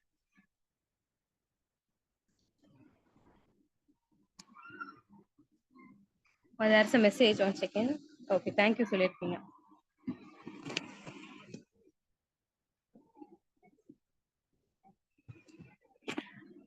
அடுத்தது state through CBI versus Gangi Reddy அப்படின்ற கேஸ். இந்த கேஸ்ல திஸ் இஸ் வெரி இம்பார்ட்டன்ட். இது ஏன் படிக்கணும்னா, நமக்கு ட்ரையலுக்கு ரிலேட்டடா வர ப்ரொவிஷன்ஸ் நிறைய இங்க வரும். நம்ம எதெல்லாம் எக்ஸாமுக்கு முக்கியமா படிப்போம், சிஆர்பிசில பெயில் ப்ரொவிஷன்ஸ் படிப்போமா, அப்புறம் அந்த ஃப்ரம் இன்ஃபர்மேஷன் கொடுக்கறதுல இருந்து ஃபைனல் ரிப்போர்ட் வரைக்கும், இன்குவெஸ்ட் வரைக்கும் அந்த சாப்டர் படிப்போமா. அதனால அதுல வர நிறைய செக்ஷன்ஸ்ல ரெஃபர் பண்ணி டிஸ்கஸ் பண்ணிருக்காங்க. ஸோ ஐதர் இதோட சம்மரி ஆச்சும் ப்ளீஸ் கோ த்ரூ. இப்போ இங்க ஃபேக்ட் என்னன்னு பாத்தீங்கன்னா, ஒரு எம்எல்ஏ ஆந்திர பிரதேஷ்ல ஒய்எஸ் விவேகானந்த ரெட்டின்ற எம்எல்ஏ கொல்லப்படுறாரு, was murder. So case file ஆகுது. ஸ்டேட் வந்து ஸ்பெஷல் இன்வெஸ்டிகேஷன் டீம்னு ஒன்று ஃபார்ம் பண்றாங்க. ஃபார்ம் பண்ணி இன்வெஸ்டிகேஷன் போயிட்டு இருக்கும் போது தான் இந்த கங்கி ரெட்டின்ற அந்த இப்போ ரெஸ்பாண்டா இருக்கார் இல்லையா இந்த கேஸ்ல, he was arrested and remanded to judicial custody. Judicial கஸ்டடியிலேயே வந்து 90 நாள் இருக்காரு. There was no charge sheet filed by the investigation agency. இப்ப என்ன வரும், ஜுடிஷியல் கஸ்டடியிலே இருக்காங்க, அவங்க 90 டேஸ்ல ஃபைல் பண்ணல அப்படின் போது ஆட்டோமேட்டிக்கா நமக்கு அந்த 167 ப்ரொவிஷன் ஞாபகம் வருதா? 167 என்னதுன்னா, ஐ மீன் நியூவா படிக்கிறவங்களுக்கு சொல்றேன், 57 செக்ஷன் 57ல 24 ஹவர்ஸ்ல கம்ப்ளீட் ஆகணும் இன்வெஸ்டிகேஷன் இருக்கும். அப்படி கம்ப்ளீட் பண்ண முடியலன்னா என்ன ப்ரொசீஜர்னு 167ல சொல்லியிருப்பாங்க. என்ன பண்ணலாம், நியரஸ்ட் ஜுரிஸ்டிக்ஷனல் ஜேஎம் கிட்ட கூட்டிட்டு போகணும், ஈவன் நான் ஜுரிஸ்டிக்ஷனல் மேஜிஸ்ட்ரேட் கிட்ட கொண்டு போனாலும் என்ன ப்ரொசீஜர்னு இருக்கும் அதுல. அப்புறம் போலீஸ் கிட்ட வந்துட்டு 15 டேஸ் தான் மேக்ஸிமம் டைம் கொடுக்கணும் அப்படின்னு இருக்கும். அதர் தேன் போலீஸ் கஸ்டடி அதுக்கு மேலே நீட்டிக்கலாம் அப்படின்ற மாதிரி ஜேஎம்க்கு கொடுக்குற பவர் இருக்கு. பட் அது மேக்ஸிமம் டைம் வந்து 2ஆ பிரிச்சிருப்பாங்க, ஒன்னு 60 நாள், இன்னொன்று 90 நாள். என்ன டைப் ஆஃப் அஃபென்ஸுக்கு 90 நாள் அப்படின்னா, நாட் லெஸ் தேன் 10 இயர்ஸ்னு இருக்கும். அதாவது 10 ஆண்டுகளுக்கு குறைவில்லாத நினைக்கிறேன். ஆமா, குறைவில்லாத அப்படிங்கும்போது மினிமம் 10 இயர்ஸ் பனிஷ்மெண்ட் கொடுக்குற offence, life imprisonment and death penalty கொடுக்கக்கூடிய பனிஷ்மெண்ட் கொடுக்கக்கூடிய அஃபென்சஸ் ரிலேட்டடா இன்வெஸ்டிகேஷன் போயிட்டு இருக்குன்னா அந்த கன்சர்ன்ட் அக்யூஸ்ட வந்து 90 days வரைக்கும் தான் மேக்ஸிமம் டிடென்ஷன்ல வைக்க முடியும். ஒருவேளை அது இல்லாம மேல சொன்ன லைக் அந்த நாட் லெஸ் தேன் 10 years அப்படின்ற அஃபென்ஸ், அந்த மாதிரி அஃபென்ஸா இல்லாம for any other offence the maximum period of detention is 60 days. இது ரெண்டா பிரிச்சிருப்பாங்க. இந்த ரெண்டும் ரொம்ப முக்கியமான செக்ஷன்ஸ், ஞாபகம் வச்சுக்கோங்க. ஐ மீன் ரெண்டு முக்கியமான நம்பர்ஸ் 90 and 60ன்றது. பட் நீங்க இது நாகரிக் சுரக்ஷா சாரி இது படிக்கும்போது பிஎன்எஸ்எஸ் படிக்கும்போது இதுல கொஞ்சம் டிஃபரன்ஸ் இருக்கு. They will teach you, don't worry. இப்போ சொல்லும் போது ஏதாவது கன்ஃபியூஸ் ஆகிற மாதிரி இருந்துச்சுன்னா don't worry, please note it down. It will be explained by people who are very exponent in criminal loss.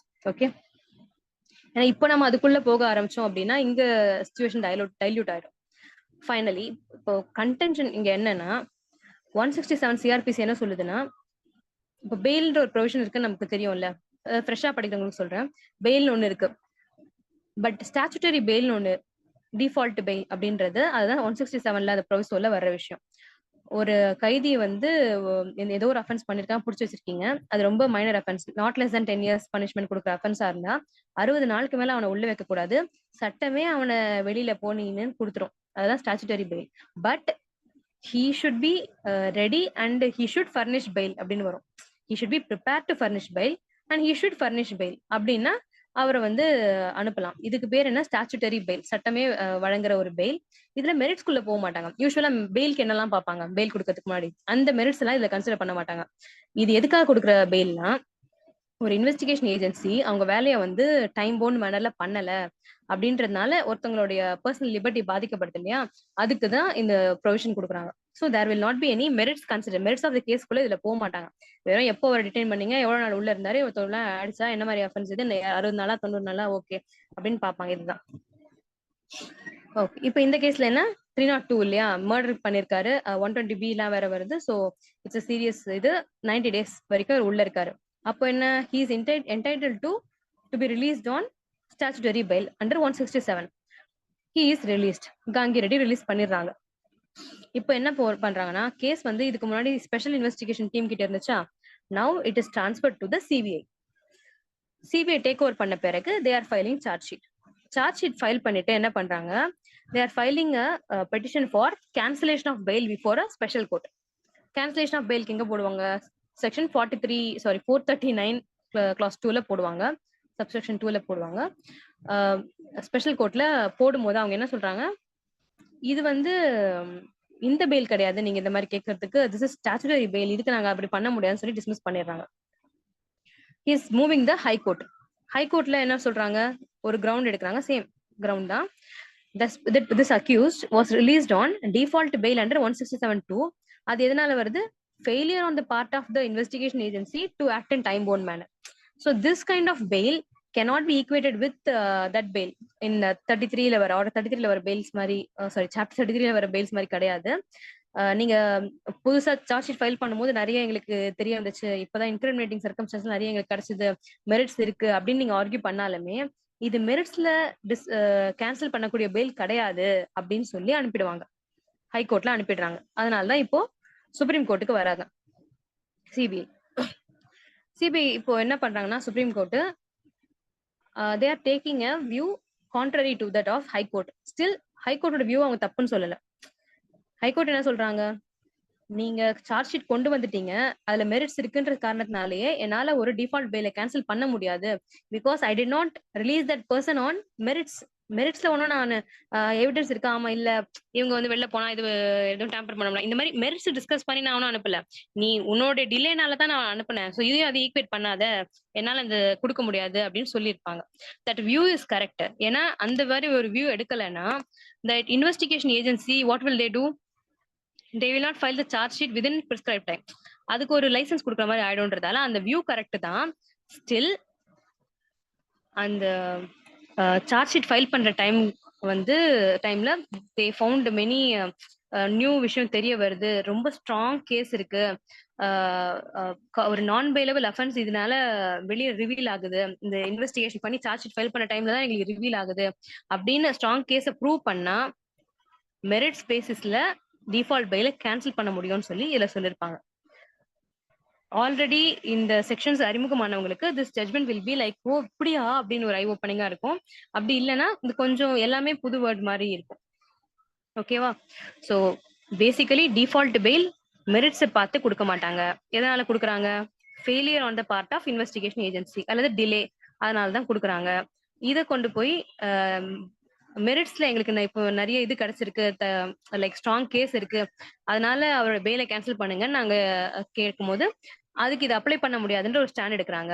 S, பண்ண முடியாதான். Just because merely because you are filing charge sheet I cannot cancel a default bail. Because நீ பண்றதுக்கு 90 நாளுக்கு மேல delay பண்ணிட்டேன்னு தானே நான் அவனை வெளில விட்டுருக்கேன். நீ 91 நாள் கொண்டு நீட்டு நான் டக்குன்னு அந்த பேலை கேன்சல் பண்ண முடியுமா? முடியாதுன்றாங்க.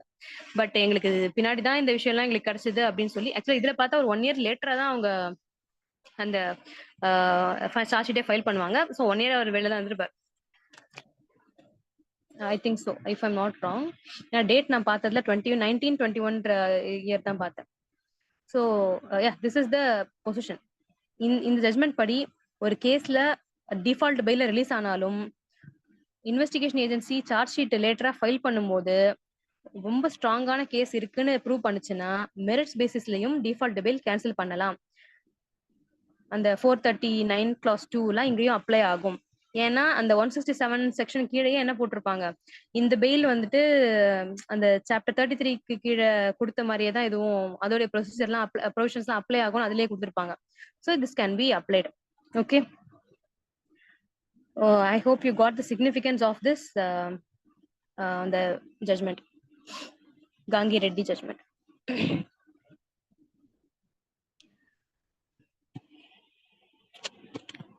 WhatsApp message. Yes சொல்லிட்டீங்க. அடுத்தது Naim Ahmed versus state of new Delhi, national capital territory Delhi. இந்த கேஸ்ல ஃபேக்ட் நான் கொடுக்கல இதுல, பட் ஃபேக்ட் என்னன்னா இங்க ப்ரொவிஷன் டிஸ்கஸ்ல பாத்தீங்கன்னா நான் 376 போட்டிருப்பேன், ரேப் பத்தியுமே போட்டிருப்பேன். ஆக்சுவலி அது ரிலேட்டடான பேராகிராஃப்ஸ்மே இதுல ரொம்ப இன்ட்ரெஸ்டிங்கா இருந்துச்சு. பிகாஸ் ஃபேக்ட்ஸ் படி பார்த்தா நைம் அகமதுன்ற பர்சனை வந்து அவருக்கு மேல ரேப் சார்ஜ் போட்டிருப்பாங்க. என்னன்னு போட்டிருப்பாங்கன்னா, ரேப்ல நிறைய கிரவுண்ட்ஸ் இருக்கும்ல, ஃபர்ஸ்ட்லி, செகண்ட்லி, தேர்ட்லின்னு வரும். அதுல இவங்க எடுத்த கிரவுண்ட் வந்து ஐ மீன் இந்த கம்ப்ளைண்ட் எடுத்த டிஃபேக்டோ கம்ப்ளைண்ட் என்ன போடுறாங்கன்னா, கல்யாணம் பண்றேன்னு ஏமாத்தி என்கிட்ட கன்சென்ட் வாங்கினாரு. Under the misconception of marriage only I consented, அதனால ஐ காட் கன்சீவ்டு அப்படின்ற மாதிரி சொல்லி அதுக்கப்புறம் அவரு கல்யாணம் பண்ண மாட்டேன்னு சொல்லியிருந்திருப்பார்.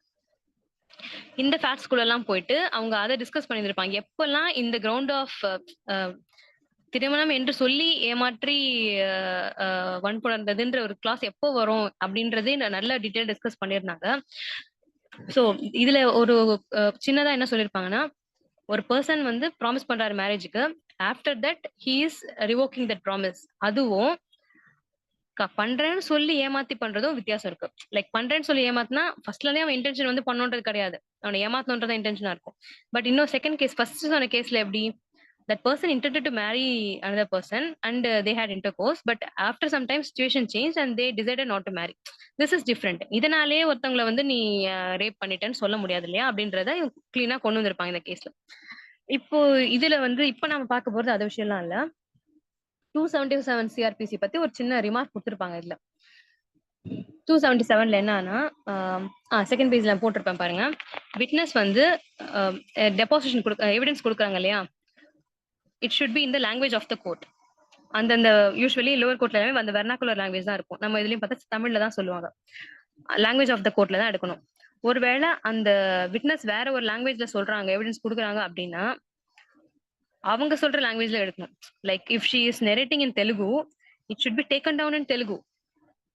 அதன் பிறகு ஒரு ட்ரூ டிரான்ஸ்லேஷன் பண்ணணும். லாங்குவேஜ் ஆஃப் த கோர்ட் என்ன தமிழ் தான் லாங்குவேஜ் ஆஃப் த கோர்ட்னா there should be true translation. It should be signed by the magistrate or the judge of the court, and that translation along with the original அவங்க தெலுங்குல சொன்னதும் translation both should form the part of the record. இதுதான் 277ல இருக்கும்.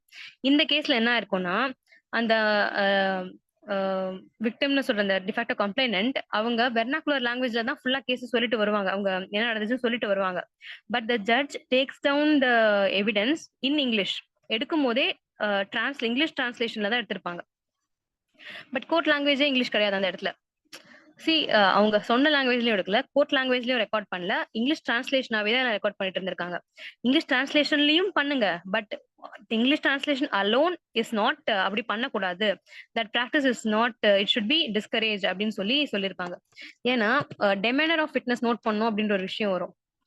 அவங்க என்ன டோன்ல சொல்றாங்க, அவங்க என்ன டெமினேட் பண்றாங்க, இது எல்லாமே வந்து எப்ப நமக்கு ரெக்கார்ட் ஆகும்னா, அவங்க என்ன வார்த்தை சொல்றாங்களோ எக்ஸாக்ட் வேர்ட் ரெக்கார்ட் பண்ணாதான் வரும். நாம அதை டிரான்ஸ்லேட் பண்ணோன்ற பேரை டைல்யூட் பண்ணிடும்.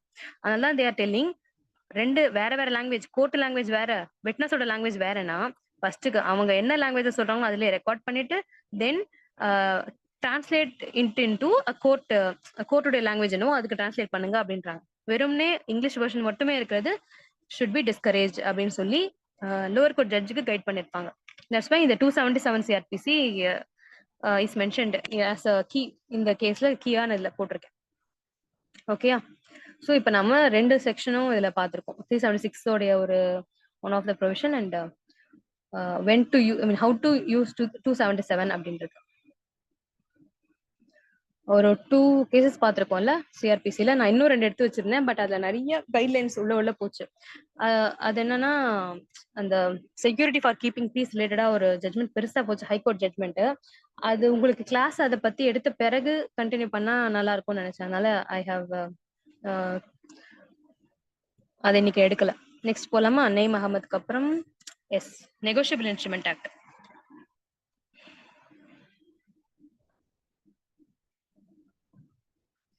இந்த கேஸ்ல ஃபேக்ட்ஸ் கேட்டுக்கோங்களேன். சேஷையா வர்சஸ் ஸ்டேட் ஆஃப் தெலுங்கானாவா? எஸ்.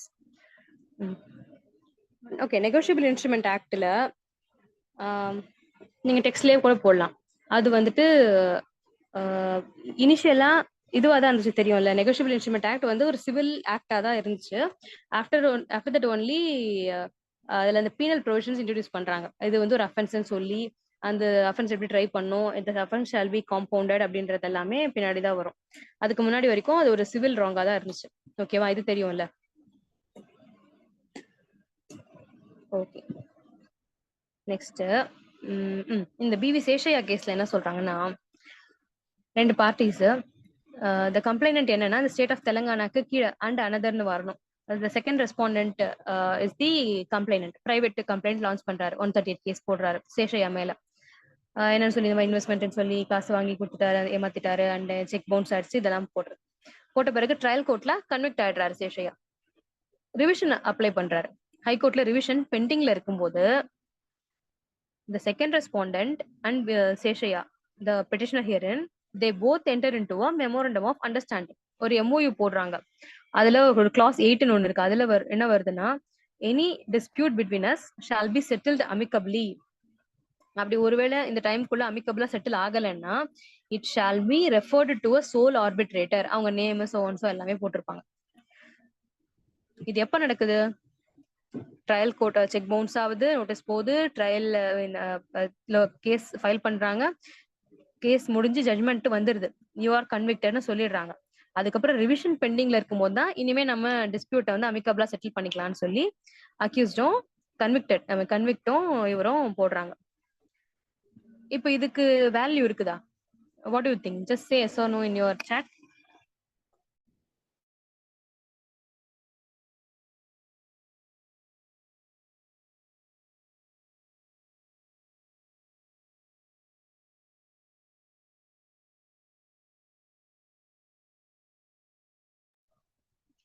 புரிஞ்சுதா? கேஸ் வந்து லிட்டிகேஷன் ஒன்று போறதுக்கு முன்னாடியே இனிமே நம்ம அமிக்கபிளா செட்டில் பண்ணணும்னு சொல்ல, கேஸ் டிசைட் ஆயிடுச்சு, அவர் கன்விக்டன் வந்தாச்சு, அந்த ரிவிஷன் பெண்டிங்ல இருக்கும்போது அவங்க MOUவே போடுறாங்க. இதுதான் கொஸ்டின். இப்போ வந்து அவங்க ஒரு MOU போட்டு இனிமே நம்மளுக்குள்ள டிஸ்பியூட், அதாவது இந்த டிஸ்பியூட்டை வந்து கோர்ட்ல இது பண்ண வேண்டாம், நமக்குள்ள முடிச்சுக்கலாம் அப்படின்னு சொல்லி இது பண்ண ஆரம்பிக்கிறாங்க, காம்ப்ரமைஸ்க்கு வராங்க. ஓகே, சரி, இந்த கேஸ்ல என்ன சொன்னாங்கன்னே சொல்றேன் நானு.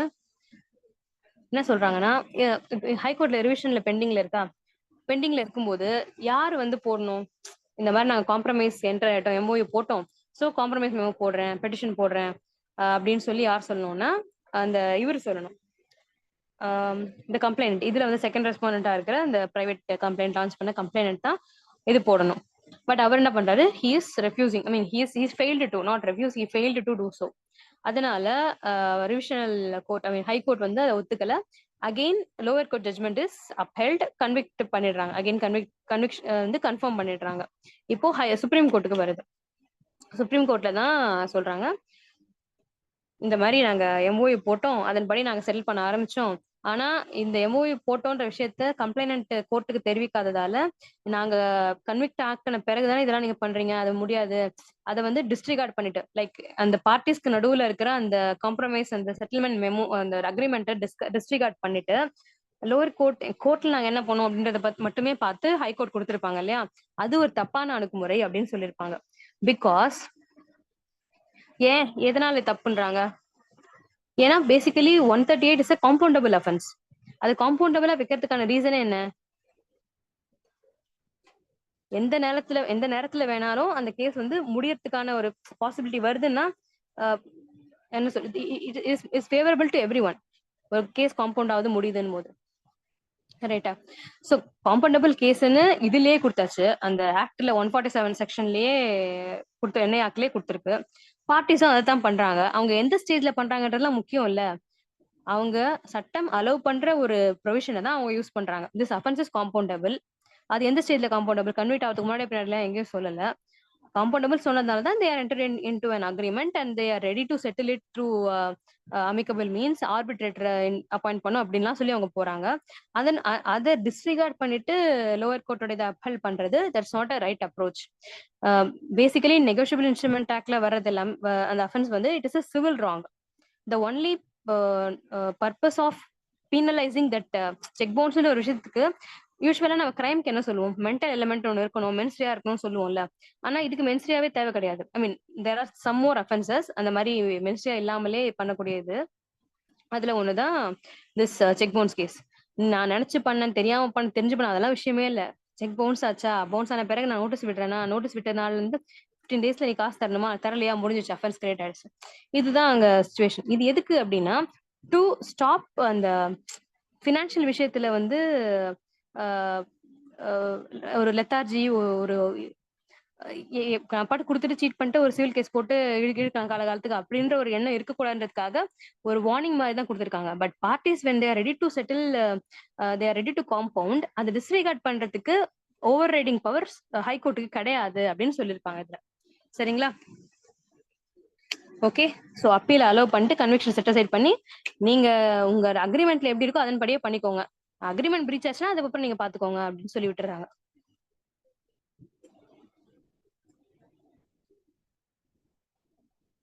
இது வரைக்கும் பார்த்த கேஸ்ல ஏதாவது டவுட் இருக்கா? ஏதாவது ஒரு கேஸ் புரியல, இல்ல எதுக்கு இது இம்பார்ட்டன்ட்னு சொன்னீங்கன்னே தெரியல, இந்த கேஸ் இன்ட்ரெஸ்டாவே இல்ல எதுக்கு கொண்டு வந்தீங்க, அல்லது இதுல சொன்ன ப்ரொவிஷன் புரியல, சம்திங் லைக் ஏதாவது ரிப்பீட் பண்ணணுமா?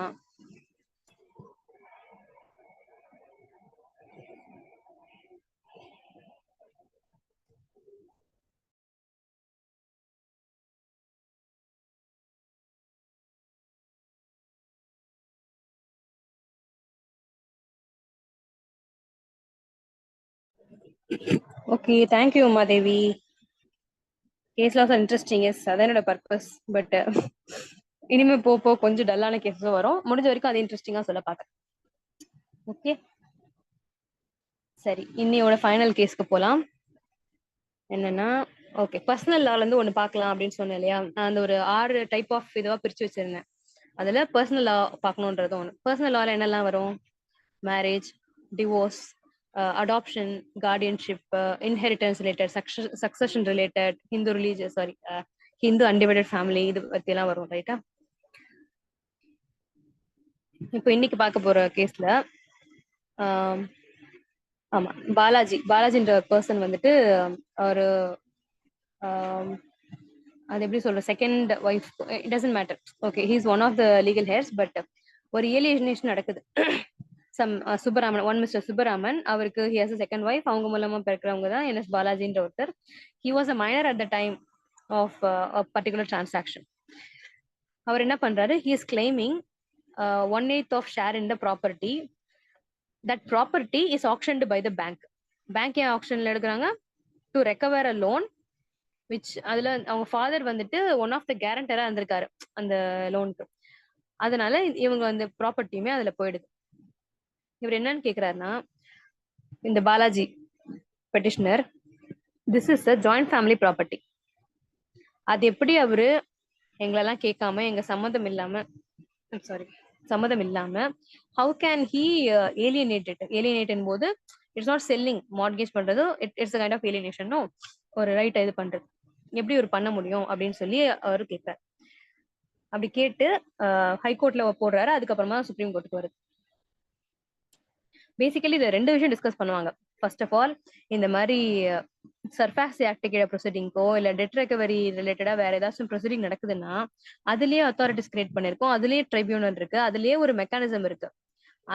இந்த நீங்க இந்த மாதிரி இந்த ப்ராப்பர்ட்டிய பறிச்சதால எங்களோட இன்ட்ரெஸ்ட் பாதிக்கப்படுதுன்னு சொல்லி அதையே நீங்க அப்ரோச் பண்ணலாம். அந்த ட்ரைபியூனல்ஸையும் அந்த அத்தாரிட்டிஸையுமே நீங்க அப்ரோச் பண்ணலாம்.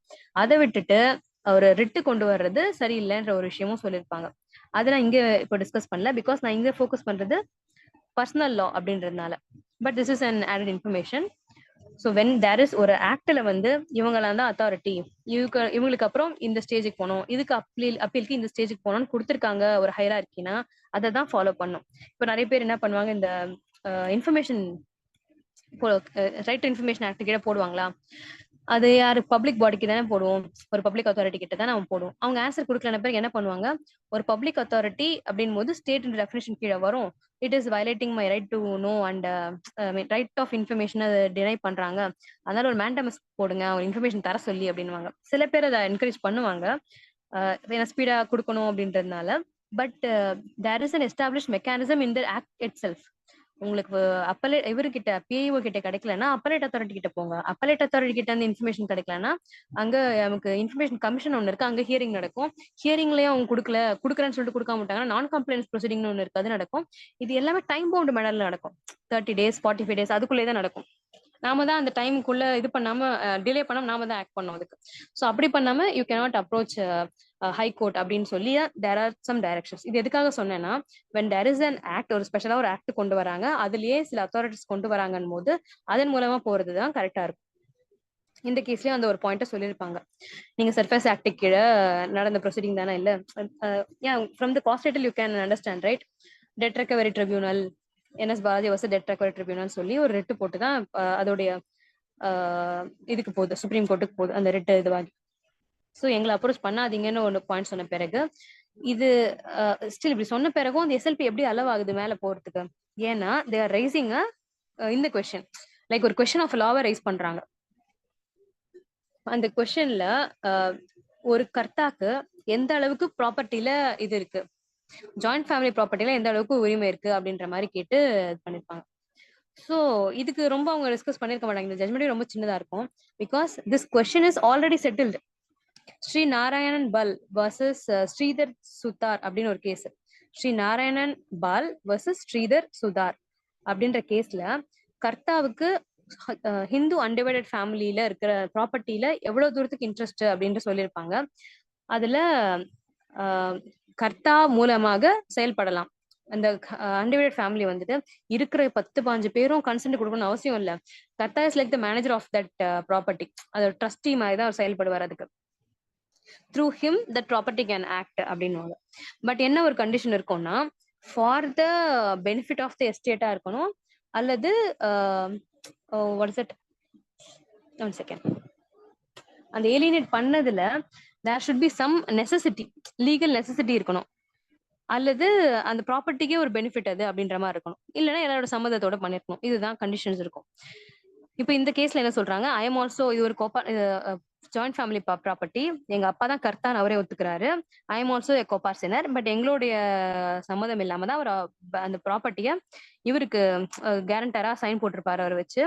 அதனால அந்த பேங்க் வந்து அந்த டெட் ரெக்கவரி ப்ரொசீடிங்ல எங்க ப்ராப்பர்ட்டி எடுத்துட்டாங்க, இது வந்து தப்புன்னு சொல்லி போட்டிருப்பாங்க ரிட். இந்த கேஸ்ல what they are holding is, yes, I have already said that Hindu undivided family is capable of acting through the karta. Karta is nothing but a adult member of the family. He can manage the property. So they need not consent. அவங்க மேஜரோ மைனரோ they need not consent to that alienation. But what they can do, அதாவது நான் consent தரல என்பதனால அந்த alienation void ஆகாதுன்றாங்க. Second point is alienation முடிஞ்ச பிறகு பாதிக்கப்பட்ட கோபார்சனர் கேன் சேலஞ்ச் தட் என்னன்னு சொல்லி there is no legal necessity. இப்படி ஒரு ஏலியனேஷன் பண்றதுக்கு என்ன சட்ட ரீதியான இது இருந்துச்சு, லைக் லீகல் நெசசிட்டின் போது தவறான காரணங்களுக்காக இல்ல அப்படின்னு அர்த்தம். லைக் லீகலா சட்டப்பூர்வத்தோட நாட் ஃபார் இல்லீகல் பர்பஸ் அப்படின்ட்டு. லீகல் நெசசிட்டி இல்லை, அந்த எஸ்டேட்டோட பெட்டர்மெண்ட்டுக்காகவும் இல்லை, எங்களை கேட்கவும் இல்லை அப்படின்ற இந்த கிரவுண்ட்ஸ் எல்லாம் சொல்லி after the alienation that alienation can be challenge. இதெல்லாம் அசர்ட் பண்ணணும், அந்த ப்ளீடிங்ல அசர்ட் பண்ணிருக்கணும். இந்த ரிட்டோட இதுல சாரி ரிட்டே கொண்டு வரக்கூடாதுல சாரி அந்த லைக் அந்த சர்ஃபாசி ஆக்ட் கீழே அத்தாரிட்டிஸ் கிட்ட கொண்டு போகும்போது இதெல்லாம் அவங்க சொல்லியிருக்கணும். இன்ஸ்டெட் இந்த கேஸ்ல அதை பத்தி எல்லாம் எதுவுமே எஸ்டாப்ளிஷ் பண்ணிருக்க மாட்டாங்க. First of all he cannot act on behalf of all the members without the consent of these members அப்படின்னு கொண்டு போயிருக்கும் போது it is already well settled. Already supreme court settle பண்ண ஒரு பொசிஷன் தான் இது. HUF அதோட மேனேஜர் கர்த்தா தான். He can handle the property. That property is capable of acting through that karta. Okay, but அந்த பவர் அப்சல்யூட் பவர் கிடையாது. Like he can do anything with the property என்ற மாதிரிலாம் சொல்லல. ஒருவேளை அந்த ஏலியனேஷன் வந்து தப்பான காரணங்களுக்காக இருக்கு, இல்ல அது எஸ்டேட்டை வந்து பாழடிக்கிற மாதிரி இருக்கு அப்படின்னு they can challenge on these grounds, but it should be stated specifically. That's what held in this judgment. Okay.